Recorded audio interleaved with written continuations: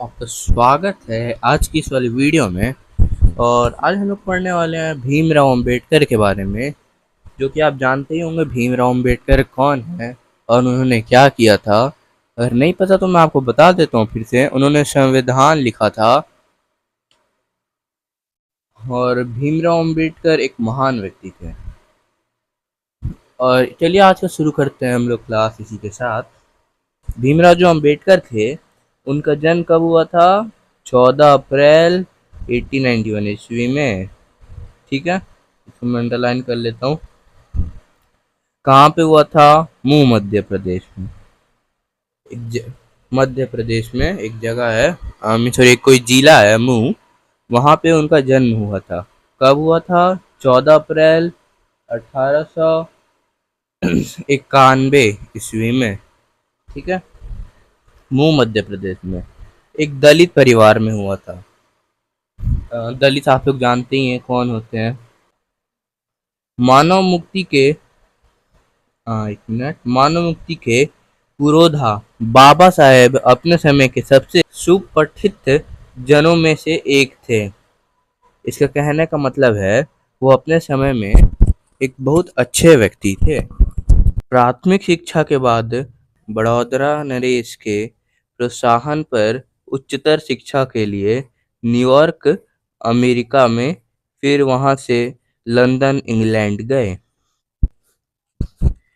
तो वो अपनी शुरुआती की शिक्षा करने के बाद जो बड़ोदरा नरेश के प्रोत्साहन पर, जो वहाँ के कोई नरेश होंगे बड़ोदरा नरेश, उन्होंने उनको कहा कि तुम जाके उच्चतम शिक्षा प्राप्त करो। और उन्होंने उसको अमेरिका के एक शहर न्यूयॉर्क में भेज दिया। फिर वहाँ से लंदन इंग्लैंड में चले गए। इंग्लैंड में एक जगह है लंदन, वहाँ पे चले गए। हाँ, वहाँ की राजधानी लंदन चले गए।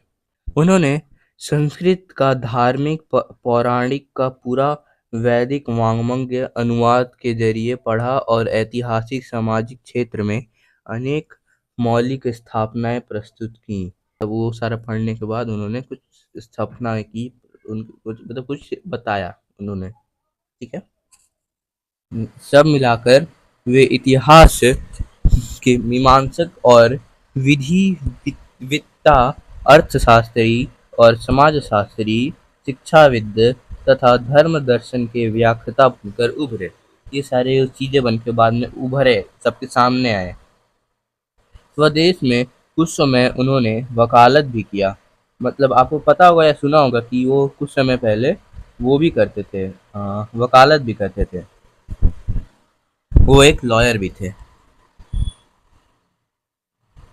समाज और राजनीति के बेहद सक्रिय भूमिका। हाँ, वैसे आप लोगों से पूछता है कभी कभार कि भीमराव जो अम्बेडकर थे वो अपने कुछ समय उन्होंने क्या किया था, मतलब उन्होंने क्या किया था देश में, स्वदेश में, मतलब कुछ समय तक उन्होंने क्या किया था। तो आप लिख सकते हैं कि कुछ समय उन्होंने वकालत भी की। ठीक है, क्लियर। समाज और राजनीति के बेहद सक्रिय भूमिका निभाते हुए उन्होंने अछूतों, स्त्रियों और मजदूरों को मानवीय अधिकार व सम्मान दिलाने के लिए अथक संघर्ष किए। उनके चिंतन व रचनात्मक के मुख्यतः तीन प्रेरक व्यक्ति रहे: बुद्ध, कबीर और ज्योति बाबा फूले। भारत भारत के संविधान निर्माण में उनकी महती भूमिका और एक निष्ठा संपन्न के कारण ही हम आज उन्हें भारतीय संविधान का निर्माता कह कर श्रद्धांजलि अर्पित करते हैं। तो यहाँ पे इसका मतलब है कि वो समाज और राजनीति के बेहद सक्रिय भूमिका निभाते हुए, समाज आप समझते हैं क्या होता है? जो कि हम जिस परिवेश में रहते हैं वहाँ के लोगों को समाज कहते हैं। और राजनीति का भी उन्हें बहुत अच्छा सा ज्ञान था। तो उन्होंने अछूत स्त्रियां और मजदूर, जो पुराने जमाने में होता था ना कि लोग, मान लीजिए कोई छोटा कास्ट का हुआ तो उसको छू देगा तो उसे नहाना पड़ेगा, छूत हो जाएगा, ऐसी गलत धारणाएं थी पुराने समय में। तो वहीं भीमराव अम्बेडकर ने इसको सुधारने का प्रयास किया कि ये गलत है, और स्त्रियों और मजदूरों को मानवीय अधिकार वह सम्मान दिलाने के लिए अथक संघर्ष किया। जैसे मजदूरों को कोई इतना अच्छे से नहीं बिहेवियर करता है, स्त्रियों को कोई जॉब नहीं दिया जाता था उस वक्त।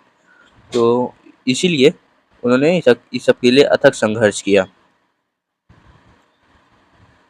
उनके चिंतन और रचना, उनके जो वो थे ना, क्या मुख्यतः 3 प्रकार के रचना, उनके चिंतन वह रचनात्मक के मुख्यतः 3 प्रेरक व्यक्ति रहे। ठीक है।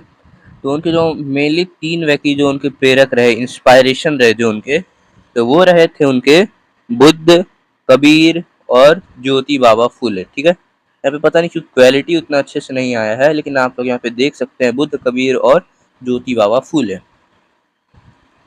ठीक है। अभी मैं आपसे कुछ क्वेश्चन पूछता हूँ, मैं इधर थोड़ा नीचे चला जाता हूँ और मैं आपसे पूछता हूँ कि भीमराव अम्बेडकर का जन्म, बता दीजिए, आप लोग कमेंट में बता सकते हैं वैसे। हाँ सॉरी, गलती से कुछ और आ गया। हाँ ठीक है। तो भीमराव अम्बेडकर का जन्म हुआ था 14 अप्रैल 1891 ईस्वी में मऊ मध्य प्रदेश में एक दलित परिवार में। बाहर और आप तो जानते हैं कि उन्हें संविधान का निर्माता भी कहा जाता है, और हम लोग उसे, ठीक है। और दिसंबर 1956 ईस्वी में दिल्ली में बाबा साहब का निधन हो गया। ठीक है। दिसंबर में 1956 ईस्वी में निधन हो गया। ठीक है। बाबा साहेब के अनेक प्रस्तुत लिखी उनकी प्रमुख रचनाएं भाषण हैं। The caste castes in India, their their mechanism, genesis and and development, the untouchables, who are they, who are Shudras, और बुद्धिज्म एंड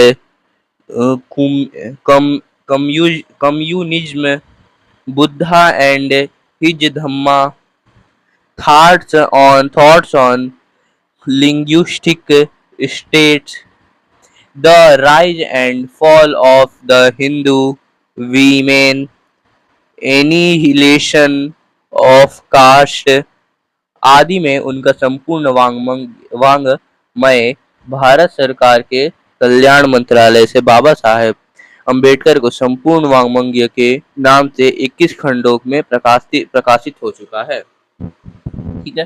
उनकी जो प्रमुख रचनाएं हैं कुछ इस प्रकार की हैं, जो कि आपको मैंने अभी बताया था, ये आप देख सकते हैं। ठीक है। वैसे आपको इसमें से बस 3 या 5 याद करने का ज़रूरत है, जो कि नॉर्मली टेस्ट में आते हैं या एग्जाम में भी आ सकते हैं, मंथली एग्जाम में शायद से। ओके। वैसे अभी तो मंथली एग्जाम में इसका नहीं चल रहा है। हाँ, यह प्रस्तुत पाठ बाबा साहेब ने विख्यात भाषण एनिहिलेशन ऑफ कास्ट के ललाई सिंह यादव द्वारा किए गए हिंदी रूपांतर जाति भेद का उच्छेद से किंचित संपादन के साथ लाया गया है।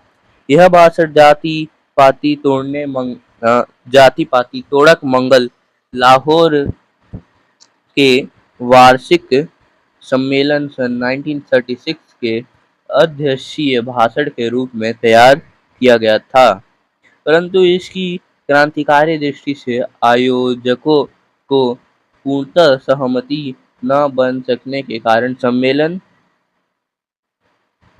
स्थगित हो गया और यह पढ़ा ना जा सका। बाद में बाबा साहेब ने इसे स्वतंत्रता पुस्तिका का रूप दिया। प्रस्तुत आलेख में वे भारतीय समाज में श्रम विभाजन के नाम पर मध्ययुगीन अवशिष्ट सरकारों के रूप में बरकरार जाति प्रथा पर मानवीयता, नैसर्गिक न्याय एवं सामाजिक सद्भाव की दृष्टि से विचार करते हैं। जाति प्रथा, इसमें लाइक बताया जा रहा है कि इशारा पढ़ने का जरूरत नहीं है, क्योंकि ये यहाँ के बाद से तुम्हें बुक्स के टॉपिक्स के बारे में मिलेगा यहाँ पे। तो मैं अभी तुम्हें सेलेक्ट बुक की तरफ लेके चलता हूँ। तो हम लोग का चैप्टर का नाम है श्रम विभाजन और जाति प्रथा। ठीक है, तो आखिर श्रम विभाजन क्या होता है और जाति प्रथा क्या है, किसी को पता है? नहीं, किसी को भी? तो वो मुझे कमेंट में बता सकता है, मैं उन्हें रिप्लाई भी दूंगा कि वो सही बताएं कि गलत। ठीक है, तो मैं आके बताता हूँ श्रम विभाजन और जाति प्रथा क्या है। तो आप श्रम विभाजन मान ले जैसे कि मैं भी इस वक्त आपको पढ़ा रहा हूँ, तो मैं किस कोटि में आया? टीचर के कोटि में, जो कि आपको मैं पढ़ा रहा हूँ इस वक्त। मैं एक जाति, जैसे लोग मान लेता है कुछ भी, जैसे मान लो कि कोई कूड़ा उठा रहा है तो मान लेगा डो में समा रहा है, ऐसे टाइप में। और कोई मतलब ये चप्पल जूता सी रहा है तो यही मान लेगा। कोई टीचर है तो उसको मान लेगा कि वो है, क्या कहते हैं, कोई शिक्षा दे रहा है तो उसको पंडित मान लेगा। ऐसे लाइक ये श्रम विभाजन हो गया, उसके जो जो काम करता है उसके आधार पर उसका जाति मतलब उसको वो कहना। और जाति प्रथा तो आप समझते ही हैं कि आप किस कास्ट के हैं, जो पहले से चलते हुए आ रहा है, आप जिस कास्ट के हैं उसी कास्ट के हैं। ठीक है, तो भीमराव अम्बेडकर कहते हैं इस बात पे। ठीक है, हम लोग इसे क्वेश्चन आंसर है ना, तो ये हम लोग अगले वीडियो में पढ़ेंगे। आज बस ये वाला वीडियो, श्रम विभाजन और जाति प्रथा। यह विडंबना की बात है कि इस युग में भी जातिवाद के पोषक की कमी नहीं है। मतलब ये भीमराव अम्बेडकर का कहने का मतलब है कि आधुनिक युग में भी जो जातिवाद है, इसके जो पालने वाले हैं ये अभी भी बहुत हैं, जो कि कम नहीं है। ठीक है, और इसके पोषक कई आधारों पर इसका समर्थन करते हैं। समर्थन का एक आधार यह कहा जाता है कि आधुनिक सभ्य समाज कार्य कुशलता के लिए श्रम विभाजन को आवश्यक मानता है। और चूंकि जाति प्रथा भी श्रम विभाजन की ही दूसरा रूप है, इसलिए इसमें कोई बुराई नहीं है। इस तर्क के संबंध में पहली बात तो यही आपत्तिजनक है कि जाति प्रथा श्रम विभाजन के साथ साथ श्रमिक विभाजन का भी रूप लिए हुआ है। ठीक है, तो यहाँ पे मतलब कह रहा है कि समर्थन का यहाँ पे जैसे समर्थन के आधार कहीं बहुत ज्यादा है। इसमें से एक आधार यह कहा जाता है कि आधुनिक सभ्य समाज, जैसे आप इस समाज में रहते हो, आधुनिक, तो वैसे उतना तो आ नहीं पाएगा, फिर भी आधुनिक समाज में रहते हैं। और कार्य कुशलता के लिए श्रम विभाजन को आवश्यक माना जाता है। ठीक है, आज के समय भी लोग मानते हैं कि कार्य कर कुशलता के लिए श्रम विभाजन आवश्यक है, तो समझ में आया? तो कुछ, हाँ ठीक है, क्योंकि जाति प्रथा भी है। अगर आप सोचो, जाति प्रथा और श्रम विभाजन एक ही मतलब एक ही रूप है, लेकिन उसका चेहरा अलग है, ऐसे आप टाइप में समझ सकते हो। ठीक है, उसी का रूप लिया हुआ है। श्रम विभाजन निश्चित समाज के आवश्यक है। ठीक है, श्रम विभाजन एक जरूरी चीज है, परंतु किसी भी सभ्य समाज में श्रम विभाजन की व्यवस्था श्रमिकों के विभिन्न वर्गों अस्वाभाविकों विभाजन नहीं करती। श्रम विभाजन व्यवस्था जो है श्रमिकों के विभिन्न वर्गों में अस्वाभाविक विभाजन नहीं करती। आया समझ में? भारत की जाति प्रथा की एक ही और विशेषता है, यह है कि यह श्रमिकों को अस्वाभाविक विभाजन ही नहीं करती, बल्कि विभाजित वर्गों को एक दूसरे की अपेक्षा ऊंच नीच की भी करार देती है। ठीक है, जो कि विश्व के किसी समाज में नहीं पाया जाता। ठीक है, ये लाइन आपको समझ में आ गया, जो कि ये है जाति प्रथा विभाजित करती है। जाति प्रथा का यही विशेषता बताए हैं भीमराव अम्बेडकर, जो कि किसी भी और जगह पे नहीं होता, सिर्फ इस समाज में पाया जाता है। और फिर हम लोग पढ़ते हैं यहाँ पे, जाति प्रथा को यदि श्रम विभाजन मान लिया जाए तो यह स्वाभाविक विभाजन नहीं है, क्योंकि यह मनुष्य की रुचि पर आधारित नहीं है। कुशल व्यक्ति या सक्षम श्रमिक समाज का निर्माण करने के लिए यह आवश्यक है कि हम व्यक्तियों की क्षमता इस सीमा तक विकसित करें जिससे वह अपने पेशा या कार्य का चुनाव स्वयं कर सके। इस सिद्धांत ठीक है, जैसे आज के टाइम पे एक दिक्कत भी है, जो जैसा पैदा हो गया वही कहलाएगा। जैसे मैं आपको उदाहरण देता हूँ एक, जैसे आप लोग कर्ण को तो जानते होंगे, महाभारत के जो थे कुंती पुत्र कर्ण, जो कि जिन्होंने उनको भगा दिया था नदी में। ठीक है, तो फिर बाद में बड़े होते हैं तो उनको उस टाइम पे कहते थे शायद कुछ, जो लोग पशु घोड़ा वगैरह चलाते थे उन लोग कुछ कहते थे, नहीं याद आ रहा मेरे को। तो उनको इसी नाम से कई बेइज्जती होती थी, लेकिन बल्कि वो थे वहीं राजपूत टाइप में थे, राजवंशी थे वो भी। तो यही दिक्कत होता है अगर सबको समान ऊंच नीची का नहीं दिया जाए तो।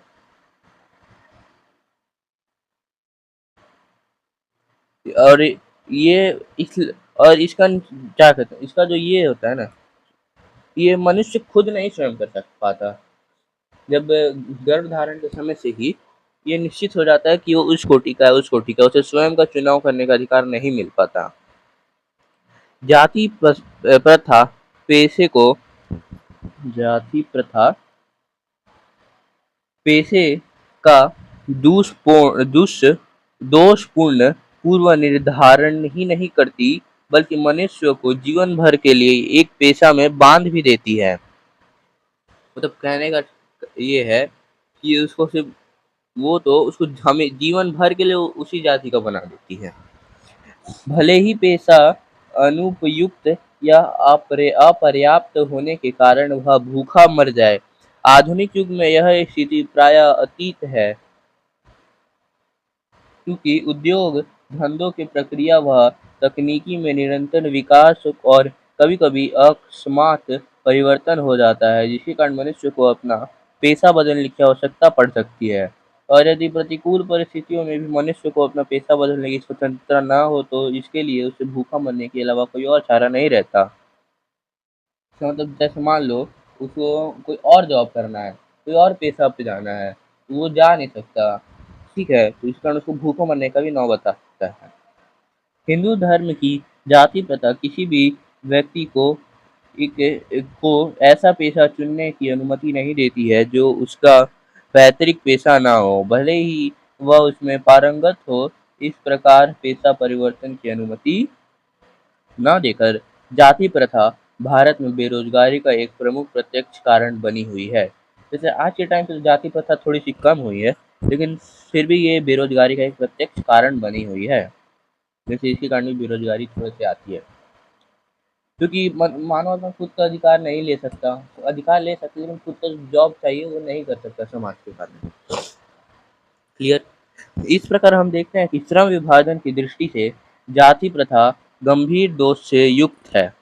ठीक है, जाति प्रथा का श्रम विभाजन मनुष्य को स्वेच्छा पर निर्भर नहीं रहता। जैसे ये सारा क्वेश्चन मान लो अगर मैं तुमसे पूछ लिया कि जाति प्रथा गंभीर दोष से युक्त क्यों है, इसमें पूछ लिया ये लाइन, श्रम विभाजन की दृष्टि से जाति प्रथा गंभीर दोष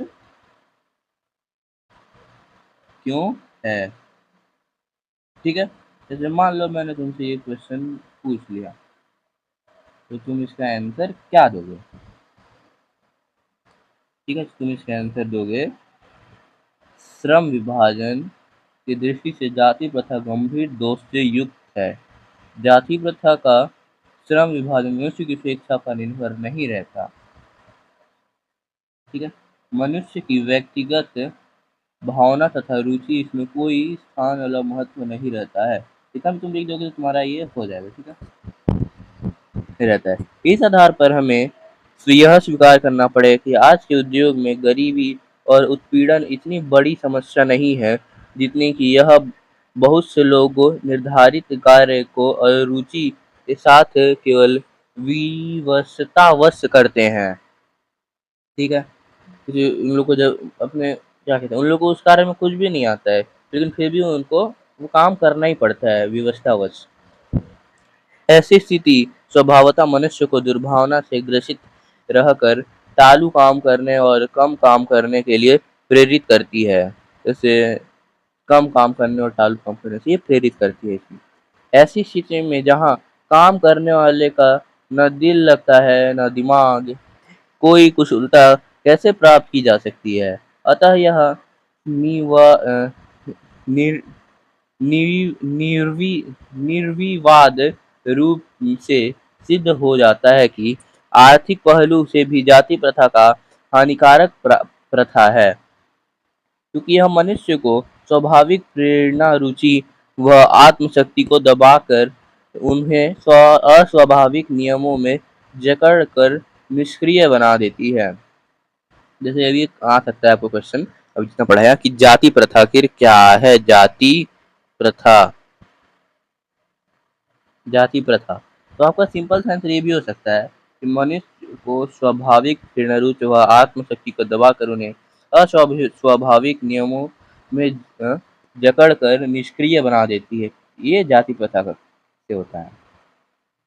अब मैं समस्या के रचनात्मक पहलू को लेता हूँ। मेरे द्वारा जाति प्रथा की आलोचना सुनकर आप लोग मुझसे यह प्रश्न पूछते होंगे कि यदि जातियों के विरुद्ध हूँ तो फिर मेरी दृष्टि के इसमें आदर्श समाज क्या है। ये भीमराव पूछ रहे हैं कि जैसे आप लोग, जैसे मान लो तुम लोग पूछ रहे होगे कि आखिर भीमराव अम्बेडकर है जो इतना आलोचना कर चुके हैं जाति प्रथा की, तो उनके दृष्टि में सबसे अच्छा जाति कौन सा है। तो क्या ये ठीक नहीं कि भ्रातृत्व अर्थात भाईचारे में किसी को क्या आपत्ति हो सकती है।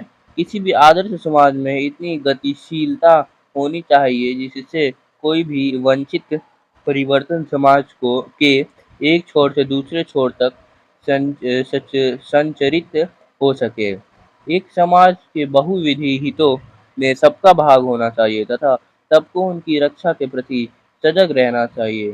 सामाजिक जीवन में अलावा संपर्क के अनेक साधन व अवसर उपलब्ध रहने चाहिए। तात्पर्य यह कि दूध पानी के मिश्रण की तरह भाईचारा की यह वास्तविक रूप है और इसी का दूसरा नाम लोकतंत्र है।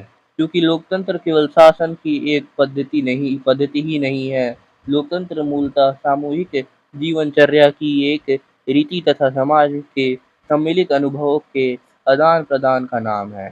इसमें यह आवश्यक है कि अपने साथियों के प्रति श्रद्धा व सम्मान का भाव हो।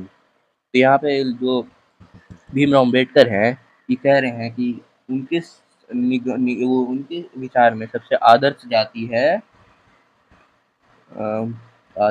है भाईचारा, ठीक है। और दूसरा उसी को कहा जाता है हम लोग लोकतंत्र, ठीक है। आए समझ में। और अपने प्रति मतलब अपने साथियों के प्रति श्रद्धा का और सम्मान का भाव हो, ठीक है। और अब हम लोग कहा जाता है क्वेश्चन आंसर, जो कि तुम देख सकते हो और जो कि हम लोग अगले वीडियो में इसके बारे में जानेंगे और पढ़ेंगे भी। तो अभी मैं अगले आपसे कुछ क्वेश्चन पूछता हूँ जैसे जाति प्रथा क्यों गलत है, ठीक है। जाति प्रथा आखिर क्यों गलत है। हाँ, जाति प्रथा श्रम विभाजन का क्या अर्थ है, भीमराव अम्बेडकर का जन्म कब हुआ था और कहाँ पे हुआ था, उनके किसी भी 5 प्रमुख रचनाओं के बारे में आपको बताना है। और आपने, मैं वो नहीं कह रहा कि आप मुझे कमेंट में ही बताना, आप अपने मन में ये सारी चीज़ें या कंफर्म कर लो कि आपको ये सारी चीज़ें पता है, ठीक है। और जाति प्रथा के और श्रम विधान के सुधार क्या क्या हैं, ये आप याद करके रखना। और हम लोग अब कल पढ़ेंगे ये क्वेश्चन आंसर्स। तो ठीक है, मुझे लगता है कि आज की क्लास आपको अच्छी लगी होगी। तो मैं मिलता हूँ आप लोग से अगले वीडियो में। और अगर आप अभी तक इस वीडियो को देख रहे हो तो एक लाइक कर देना और चैनल को सब्सक्राइब कर देना कि आने वाले नए वीडियो को आपको पहले नोटिफिकेशन आए। तो तब तक के लिए बाय बाय और नमस्ते।